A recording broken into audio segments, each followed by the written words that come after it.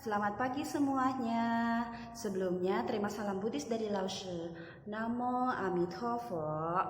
Nah, pada hari ini kita akan memulai pelajaran agama Buddha. Nah, sebelum kita mulai, mari kita anjali semuanya. Kemudian memejamkan matanya. Oke, yuk kita mulai ya.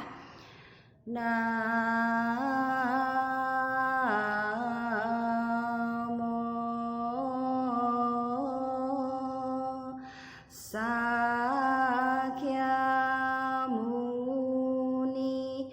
Buddhaya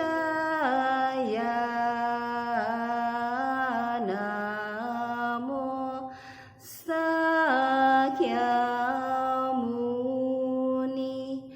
Buddhaya Namo Sakyamuni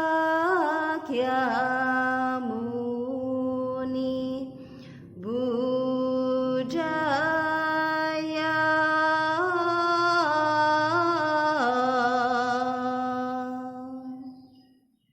Oke, sekarang kita mulai ya anak-anak. Pendidikan agama Buddha dan budi pekerti. Identitas agama Buddha. Sejarah singkat agama Buddha di dunia. Agama Buddha berasal dari negara India. Agama Buddha merupakan salah satu agama tertua di dunia. Pencetus agama Buddha adalah Pangeran Siddhartha. Nah, ini adalah Pangeran Siddhartha waktu lahir di Taman Lumbini. Beberapa identitas agama Buddha yaitu yang pertama adalah tempat ibadah agama Buddha. Tempat ibadah agama Buddha disebut dengan wihara. Wihara yang bangunannya kecil biasa disebut cetya. Biasanya bentuk bangunannya seperti rumah. Nah, ini adalah wihara yang besar. Ya, kita sebutnya wihara. Kemudian ada yang namanya kelenteng. Wihara dengan kelenteng berbeda. Kelenteng adalah rumah ibadah umat Konghucu atau Tao. Kelenteng biasanya berarsitektur Tiongkok. Di dalam kelenteng terdapat rupang para shenming. Shenming itu dewa-dewa ya. Nah, dan leluhur Kongcoh dan Makcoh yang biasa kita sebut, yang biasa disembayangin dan dihormati oleh umat Konghucu. Di kelenteng tempat pembakaran ada yang berbentuk seperti pagoda. Nah, ataupun seperti gentong yang berfungsi sebagai tungku pembakaran mingzi atau bencua. Nah, biasa disebut dengan huolo ya, atau papaulo lu ya, papaulu ya. Nah, di sebelah ini adalah kelenteng. Nah, anak-anak ingat nggak ini kelenteng di mana ya? Ya, betul, ini adalah kelenteng Satyabudi. Nah, ini di dalamnya ada hiolonya ya, besar ya, yang di tengah-tengah itu. Kemudian di samping kiri kanannya itu ada untuk menyimpan lilin. Nah, kemudian ini adalah pagoda. Pagoda ini berfungsi untuk pembakaran kertas. Nah, kalau kita ngebakar ditaruh di dalam pagoda itu. Sama di kelenteng juga ya. Nah, ini yang kedua adalah rohaniawan agama Buddha. Rohaniawan agama Buddha disebut biksu atau biksuni. Nah, atau biku atau bikuni. Nah, ini adalah foto biksuni ya, yang bertiga itu. Nah, ini yang sebelah kanan adalah foto seorang biksu yang sedang membabarkan dharma ya. Nah, ini siapa ya? Biksu kecil. Oke, yang ketiga adalah kitab suci agama Buddha. Kitab suci agama Buddha berasal namanya Tripitaka. Nah, kata Tripitaka ini berasal dari bahasa Sanskerta. Tri artinya tiga, pitaka artinya keranjang, Tripitaka artinya tiga keranjang. Oke, kitab Tripitaka pertama kali ditulis dalam bahasa Pali. Ajaran-ajaran Buddha ini ditulis di daun lontar. Nah, kemudian dijadikan buku. Nah, ini daun lontar seperti ini ya. Ya, daunnya konon katanya kuat, daunnya bisa bertahan lama. ya. Cuman sekarang udah jadi buku-buku, diperbaharui dan menjadi buku. Nah, ini yang ada di Korea, perpustakaan yang ada di Korea itu isinya semuanya Tripitaka, kebayang ya, itu ajaran Buddha semua begitu banyak sekali. Yang kita biasa baca itu yang hanya sebagian kecil saja. Nah, ini yang sebelah kanan bawah adalah para anggota Sangha di zaman Sang Buddha yang sedang melakukan konsili rapat untuk menyusun Tripitaka tersebut. Nah, ini sekarang identitas agama Buddha yang keempat adalah bendera agama Buddha. Nih, kita lihat di samping ada bendera warna-warna. Bendera Buddhis terdiri dari 5 warna dan warna gabungan yang di sebelah kanannya. Warna-warna pada bendera merupakan pancaran warna yang terpancar dari tubuh Buddha Sakyamuni. Nah, ini auranya dari tubuh Buddha Sakyamuni. Nah, ini ya, warnanya berwarna-warna. Maka dari itu para pembuat bendera itu mereka membuat bendera warnanya sesuai dengan pancaran aura dari tubuh Buddha. Nah, ini bendera Buddhis terdiri dari 5 warna, yaitu biru, kuning, merah, putih, jingga, dan gabungan. Biru adalah dari warna rambut Sang Buddha melambangkan bakti. Kuning dari warna kulit Sang Buddha melambangkan kebijaksanaan.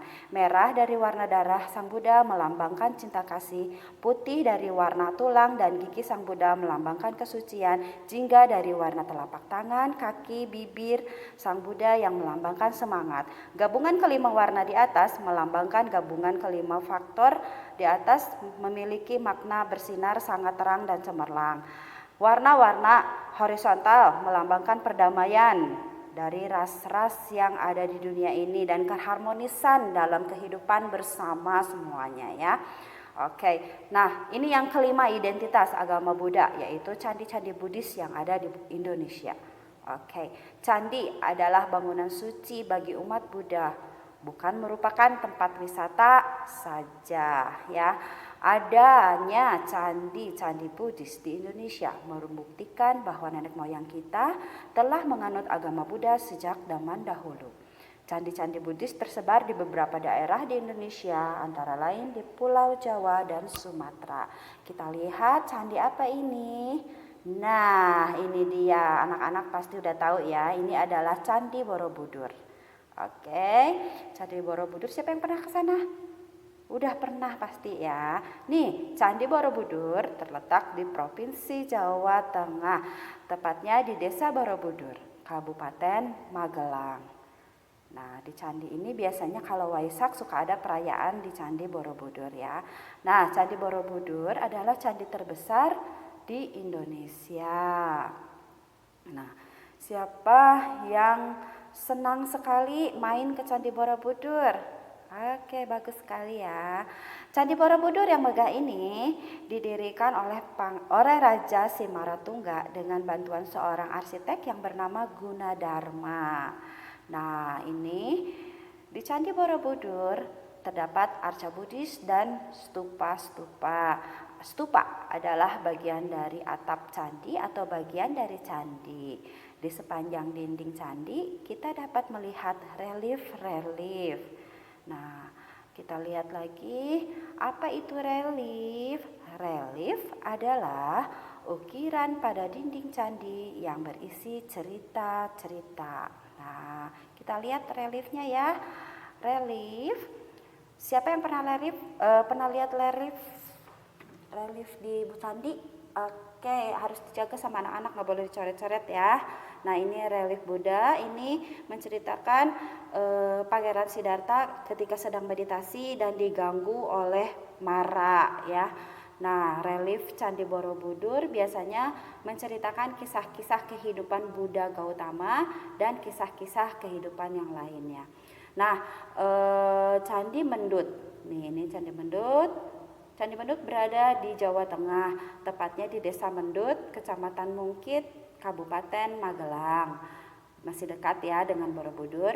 Candi Mendut dibangun oleh Gunadarma juga, yaitu pendiri Candi Borobudur. Nah, sekarang kita masuk ke Candi Pawon. Nah, Candi Pawon seperti apa ya? Nah, ini dia Candi Pawon. Nah, ini adalah Candi Pawon. Bagus ya. Nah, sebelah kirinya ada Candi Mendut dan sebelah kanannya nanti ada Candi Borobudur. Candi Pawon letaknya di tengah-tengah Candi Mendut dan juga Candi Borobudur. Biasanya Candi Pawon ini dipakai sebagai tempat beristirahat dan mempersiapkan diri sebelum memasuki Candi Borobudur. Candi Pawon dibangun juga oleh Gunadarma. Candi Pawon dibangun pada zaman yang sama dengan pembangunan Candi Borobudur dan Candi Mendut. Kita masuk ke Candi Sewu ya. Ini di bawah ada Candi Sewu. Candi Sewu adalah candi Buddha yang berada di dalam kompleks Candi Prambanan. Sewu artinya 1000. Letak Candi Sewu berdekatan dengan Candi Prambanan. Hal ini membuktikan kerukunan di antara umat beragama pada zaman itu yang menjadi cikal bakal semboyan negara kita yaitu Bhinneka Tunggal Ika. Nah, ini berikutnya adalah Candi Kalasan. Candi Kalasan ini terletak di Sleman, Yogyakarta, dekat dengan kompleks Candi Prambanan. Candi ini dibangun oleh Wangsa Sailendra. Saat itu Wangsa Sailendra juga membangun wihara-wihara untuk para biku. Nah, kemudian ini ada Candi Muara Jambi. Ini terletak di Jambi ya. Nah, Candi Muara Jambi terletak di Provinsi Jambi. Candi Muara Jambi ini merupakan peninggalan Kerajaan Sriwijaya. Nah, ini bentuknya dia warnanya lebih merah ya kalau Candi Muara Jambi. Nah, pada saat kita ke candi, jalan-jalan ke candi, kita harus menghormati candi-candi peninggalan sejarah agama Buddha. Apa saja tindakan yang dapat merusak kelestarian candi? Nah, yang pertama nih, membuang sampah sembarangan. Anak-anak nggak boleh ya, kalau pergi ke candi, anak-anak harus jaga kelestariannya. Tidak boleh membuang sampah sembarangan, tidak boleh makan di daerah candi ya. Nah, terus kemudian mencoret-coret dinding candi. Biasanya orang-orang nih suka gatel nih pengen tulis-nulis nama atau apa deh gitu ditulis-tulis. Nah, itu jangan ya anak-anak. Kalau misal melihat ada yang lagi tulis-tulis sama anak-anak kasih tahu, gak boleh ditulis-tulis. Kita harus jaga supaya candinya tetap bersih dan bagus supaya generasi penerus kita masih bisa lihat candi ini ya. Nah, kemudian nih yang berikutnya yang ketiga adalah mencungkil batu-batu di candi. Boleh nggak candinya dirusakin, dicokel-cokel, dicungkil-cungkil gitu? Nggak boleh ya. Sayang ya. Batunya bagus soalnya kalau zaman dulu, kita harus jaga ya. Nah, kemudian memanjat stupa yang ada di candi itu juga nggak boleh ya. Tidak sopan karena di dalam stupa itu ada rupang Budanya. Nah, itu sangat tidak bagus, yang sangat tidak baik sekali ya. Naik ke atas stupa ya, kita harus menghormati. Oke. Nah, biasanya nih yang mau selfie nih suka manjat-manjat nih demi selfie dapat yang bagus, akhirnya tidak mengindahkan lagi, tidak menghormati lagi. Nah, itu tidak boleh ya. Nah, menjaga kelestarian candi-candi Buddhis adalah tanggung jawab kita sebagai umat Buddha. Nah, kita sebagai umat Buddha yang baik harus turut ikut menjaga candi-candi kita ya. Oke, karena candi merupakan bangunan suci dan warisan nenek moyang umat Buddha yang tidak ternilai harganya. Waduh, kita harus jaga benar-benar nih candi kita karena sayang sekali ya nanti supaya generasi penerus kita bisa melihat candi-candi peninggalan nenek moyang kita ya. Nah, ini setiap kita pergi mengunjungi candi Buddhis, kita harus mengenang arti dari candi tersebut dan merenunginya sehingga kita dapat menjadi manusia yang lebih baik lagi.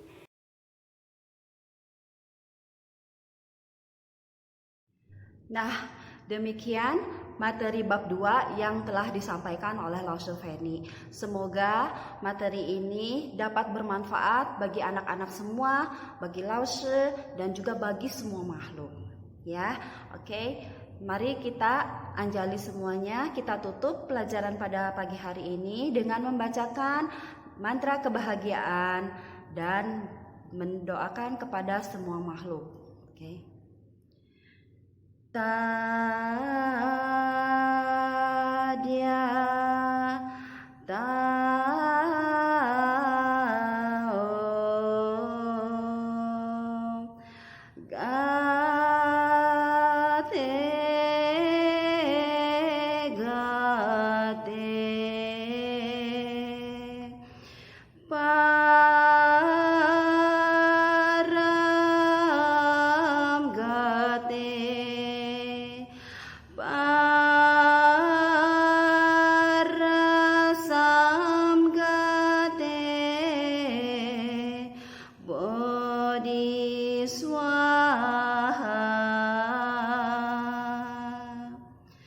Semoga jasa dan kebajikan yang telah kami perbuat ini kami limpahkan kepada semua makhluk. Semoga semua makhluk hidup berbahagia.